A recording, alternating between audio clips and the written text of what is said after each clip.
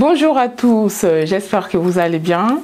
Bienvenue dans votre émission Le cœur d'un héros. Aujourd'hui, nous avons le plaisir de recevoir dans le fauteuil de cette émission quelqu'un que vous connaissez sûrement. Il s'agit d'une personne qui se bat au quotidien, qui a de l'ambition, qui est parti de rien et qui aujourd'hui fait énormément dans la communauté. Je vous laisse le découvrir. Et ils sont en train de tout faire pour qu'un jour, on arrive à facturer le pays. Du pays.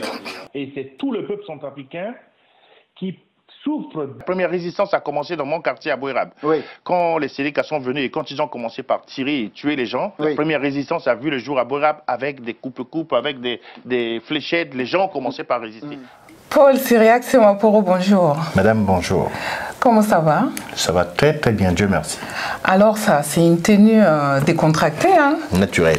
Exotique. C'est une tenue qui vient de loin, qui vient du pays. Et quand je mets dans cette tenue, je pense au pays. Ah, je vois. Alors, est-ce que tu peux te présenter à nos téléspectateurs? Je suis Paul Cyriaque Semaporo. Je suis centrafricain. Je suis né à Bangui, à Bouérab précisément. Un 2 septembre 1971 à 6h30 exactement. Précis. Ma maman m'a mis au monde. De presque un enfant de la rue, comme tu as l'habitude de le dire. Ensuite, un sportif de haut niveau jusqu'à ce que tu es devenu le président de la Fédération nationale de karatéka. Après, tu as créé une association et aujourd'hui, tu t'engages dans la politique. Est-ce que tu peux nous parler un peu de ce parcours extraordinaire? C'est long, passionnant, c'est une histoire qui fait beaucoup, mais je vais essayer de le décrypter rapidement.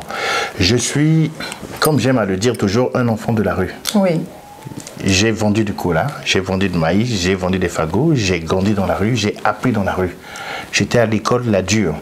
Aujourd'hui, j'ai commencé, étant petit, à me hisser, à trouver ma voie. C'était pas facile. Mais, comme j'ai toujours été remis...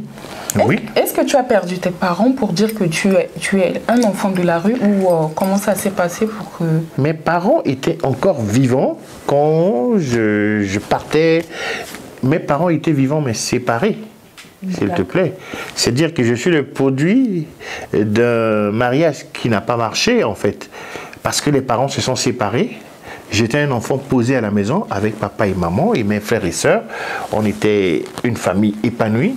Mais dès lors où il y a eu séparation entre mes deux parents, c'était difficile. Mon père était un homme qui a un caractère dur. Après la séparation, il n'a jamais voulu que nous puissions aller voir notre maman. Notre maman ne pouvait même pas venir nous voir. Donc moi et ma grande sœur, qui n'est plus paix à son âme, Nathalie, quand on partait à l'école, on s'organisait pour fuir les cours, pour aller voir maman à son travail. Et elle nous voyait, elle pleurait avec nous parce que papa ne permettait pas à l'époque, parce que papa il avait la rage, je sais pas, ça c'est l'histoire de Collier et Wally, d'un couple quoi. Et on était obligé de courir voir notre maman et puis de revenir. Et cette séparation, le fait de quitter, je suis 2 fois à la maison pour aller vers mes parents, il se passe beaucoup de choses en route. L'enfant qui est issu d'un mariage qui a foiré était lâché à lui-même. Papa n'étant toujours pas là, parce que mon père, il partait au travail, il revenait 2 fois, il faisait nuit. Alors, je commençais par apprendre d'autres choses. J'ai commencé par perdre des habitudes de vie de famille que j'avais avec mes 2 parents.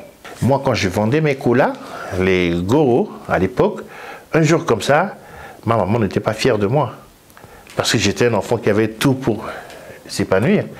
Mais il s'est passé quelque chose de très fort. J'avais mon truc de cola dans la main, je passais, j'ai rencontré les yeux de ma mère.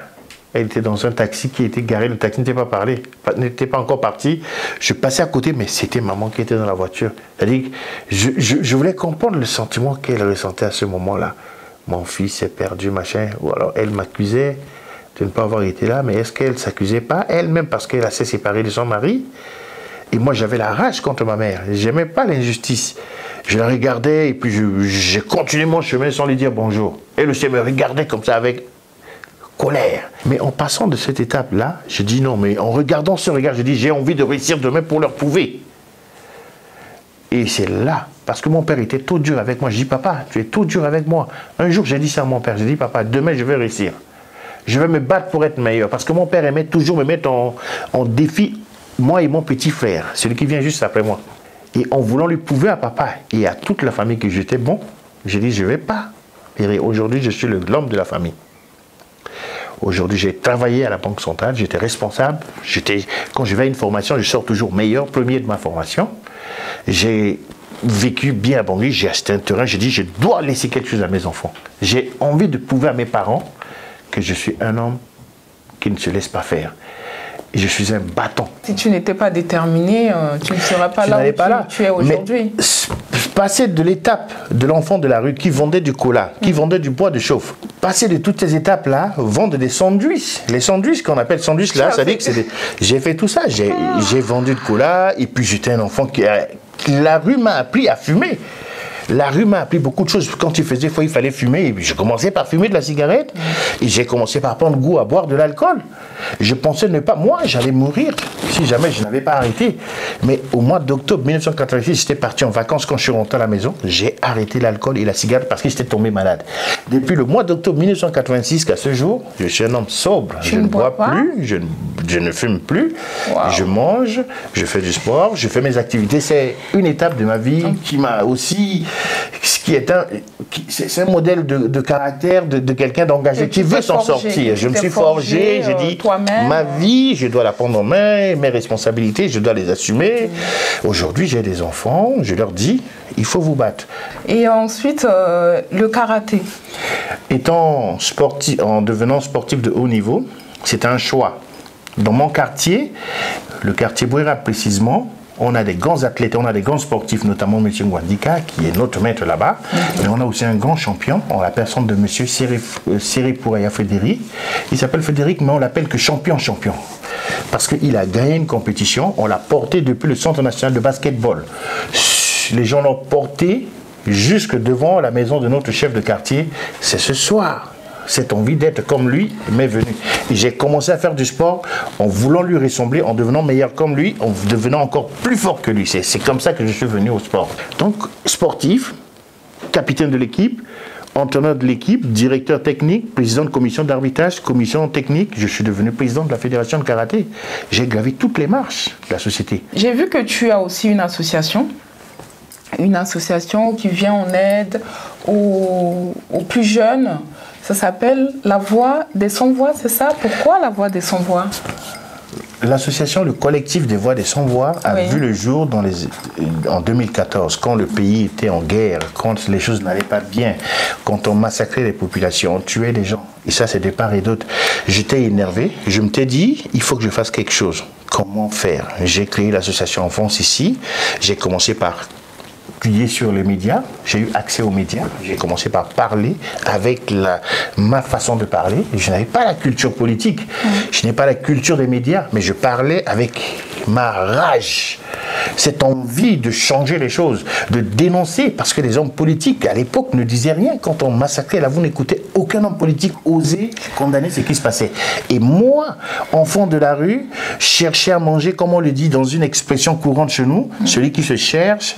Je me suis levé comme un homme, j'étais l'un des premiers à condamner, à fustiger et à porter des jugements sur les gens qui ont mis ce pays à terre, pour dire que non, il faut que ça change. Donc, quand je pars au pays, je m'adresse aux gens de la rue, je leur dis, voilà, je suis comme ça, je me bats pour vous, je pars. Ils disent qu'ensuite, ce que tu fais, on te soutient, continue toujours de te battre. Et c'est le retour qui me motive toujours à aller toujours de l'avant. Ça me booste, ça me galvanise, ça me dit, Cyriaque, ta vie aura un sens si tu arrives à faire quelque chose pour marquer ton existence sur cette terre, parce que je ne veux pas traverser les époques sans pour autant avoir fait quelque chose de positif. Il y a des gens qui, avec leur existence sur terre, c'est juste passer comme un avion furtif, un sous-marin, on ne les sent pas. Mais moi, je ne voulais pas être celui-là. Je voulais que d'ici 200 ans, qu'on se souvienne de mon combat, que ceux qui vont venir après vont multiplier, vont corriger mes erreurs, vont encore approfondir le travail de manière à faire quelque chose de meilleur. Voilà cet engouement, cet engagement pour l'association que j'ai mis en place, qui est le collectif des Voix des Sans-Voix, qui est reconnu et en France et en République centrafricaine. D'où aujourd'hui l'engagement ou tes démarches dans la politique? La politique, on doit le faire. Si on ne le fait pas, elle nous fera toujours, ils vont décider à notre place. La politique aujourd'hui, quand on voit la politique moderne en tant que telle, la démocratie est une arnaque. Parce qu'on choisit de donner le pouvoir à des gens qui vont nous représenter pour les 5 prochaines années, qui vont décider à notre place. Même s'ils veulent nous tuer, on leur a donné le pouvoir de décider à notre place. Je voudrais m'engager pour changer les choses. Mais il faudrait bien qu'il y ait des gens qui ont cette vision que j'ai, qu'on soit nombreux, qu'on ait une vision, pas étriquée, mais une vision globaliste, une vision qui permet de changer le quotidien du Centrafricain. Être député, c'est pas faire des promesses pour construire des écoles, construire des routes. Être député, c'est aller proposer des lois qui puissent changer le quotidien du fils du pays. Mais si je pouvais faire plus, je le ferais. Aujourd'hui, j'ai envie d'être député, j'ai envie d'être maire, j'ai envie d'apporter ma contribution. En même temps, j'ai envie de créer des structures au pays pour donner de l'emploi aux gens qui sont dans le besoin. C'est ma vision, mais je sens que je peux faire plus. Et le moment est venu de m'engager aujourd'hui pour faire quelque chose de différent. Mais pas meilleur que les autres, parce que d'autres pourront encore faire plus. C'est pour cela que je dis, je fais un appel à la jeunesse. Cette jeunesse qui n'est plus une jeunesse en tant que telle, ceux qui parlent en ce moment, c'est des gens qui sont des parents déjà. Il faut changer les donnes. Ça veut dire que tu seras très prochainement, dans quelques temps, candidat aux élections législatives en Centrafrique? Je suis candidat déclaré aux élections législatives en Centrafrique. Je souhaite même postuler à la mairie. Je souhaite faire encore plus. Si je dois me présenter demain pour barrer la route à ces vieux politiciens que nous avons au pays pour être candidat, je sais que le peuple se mettra debout pour me soutenir. Mais chaque chose en son temps. Je suis en tête d'affiner, de préparer mes stratégies, de peaufiner mes techniques. Le jour où je vais m'engager, je vais gagner. Alors pour finir, vu que le concept de cette émission est de s'inspirer de la vie de nos héros du quotidien, est-ce que tu as un conseil à donner aux jeunes qui ont envie de faire comme toi, mais qui hésitent? Ceux qui sont aujourd'hui des taxis-motos, des pousseurs, qui ont envie de persévérer, mais qui n'ont aucun espoir. Ça sera quoi le conseil que tu puisses leur donner? J'en ai des conseils. Oh là là. À chaque fois que j'arrive... Un conseil, mais... Mais oui, je vais faire. Voilà. J'ai un conseil. Je vais essayer de faire. Je ne sais pas faire petit, mais je vais le faire. J'ai des conseils à donner. Je dis, croyez en vous. Croyez en vous. Parce que tant que tu n'as pas la foi en toi, tu sais, dans les arts martiaux, on dit, pour réussir dans les arts martiaux, je suis un professeur de karaté, pour réussir dans les arts martiaux, il faut avoir 2 choses. Tu as l'un et que tu n'as pas l'autre, tu ne réussiras pas. Pour réussir dans les arts martiaux, dans la pratique d'arts martiaux, ou dans presque toutes les disciplines sportives, il faut avoir la volonté et il faut avoir le bon maître. Si tu as la volonté d'apprendre et que tu as le bon maître, tu feras des intercelles. Mais admettons, tu peux avoir la volonté, tu as envie d'apprendre, mais tu as un maître qui vient qui dit non, moi je n'ai pas mangé, je ne peux pas travailler aujourd'hui, là non, demain on va faire. Mais tu ne vas pas avancer. Admettons, tu as un bon maître qui veut vraiment te pousser à aller de l'avant, mais tu n'as pas la volonté. Et tu viens au cours, tu dis non, moi j'ai mal aux pieds, tu trouves des raisons, tu n'avanceras pas. C'est pour cela qu'il te faut ces 2 critères. Si Dieu vous a mis sur cette terre, c'est que vous avez une mission bien définie à remplir sur cette terre. Ne partez pas comme quelqu'un qui n'a jamais existé. Je disais tantôt qu'il y a des gens qui vivent sur cette terre, mais qui traversent leur existence sans avoir marqué d'une lettre indélébile leur existence. Et j'espère que, en disant ce que j'ai dit, je suis parti de rien. J'étais un vendeur de fagots, un vendeur de cola, un vendeur de sandwich, je vendais les mangues. Mais je suis devenu aujourd'hui ce que je suis. Je repars au pays apporter ma contribution. Je n'ai pas les moyens, je n'ai pas les épaules larges. 2 fois, avec le peu que j'ai, je ramène, je distribue. Mais je distribue, c'est pas... C'est pour inciter les autres à dire que non, vous aussi vous pouvez le faire. Si on a eu un champion du monde de kickboxing, un Centrafricain qui s'appelle Alaise Ankifo, mais il est parti de Bangui pour venir devenir le meilleur combattant de l'histoire de cette discipline. Si c'est un Centrafricain qui est venu de Bangui, si on a un jeune Centrafricain, homme d'affaires, entrepreneur en la personne de Cisco, qu'on appelle Cisco Weir, qui a réussi à se hisser, à être chef d'entreprise et en même temps travailler dans sa commune en réalisant beaucoup de choses. Si on a une femme de caractère comme vous, qui arrive à réaliser ça, vous avez plusieurs corps à votre arc.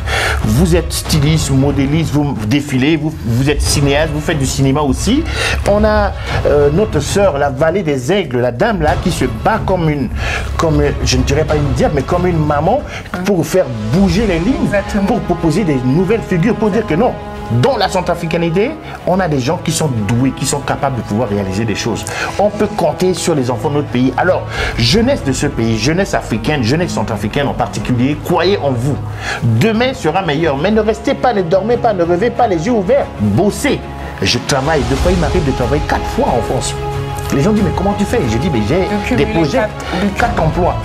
Je travaille dans la sécurité, c'est ma spécialité. Je travaille en tant que garde du corps, je faisais beaucoup de trucs à mon truc, mais les gens n'arrivent pas à suivre de fois. Je dois aider certains jeunes qui sont dans mon quartier, que j'ai toujours vu, qui ont toujours été là. Chaque fois que je pars, je reviens, ils sont toujours là. Là, je dis non, il faut que je fasse quelque chose pour ces jeunes-là.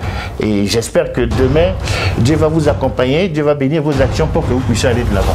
En tout cas, merci beaucoup. Merci à toi de venir aujourd'hui dans cette émission, de transmettre toute ton expérience, ton vécu, ton parcours. En tout cas, merci beaucoup et à très bientôt. Mesdames et messieurs, je vous remercie pour votre attention et pour votre fidélité. Je vous donne rendez-vous très bientôt pour un nouveau numéro de votre émission. En attendant, prenez soin de vous. À bientôt.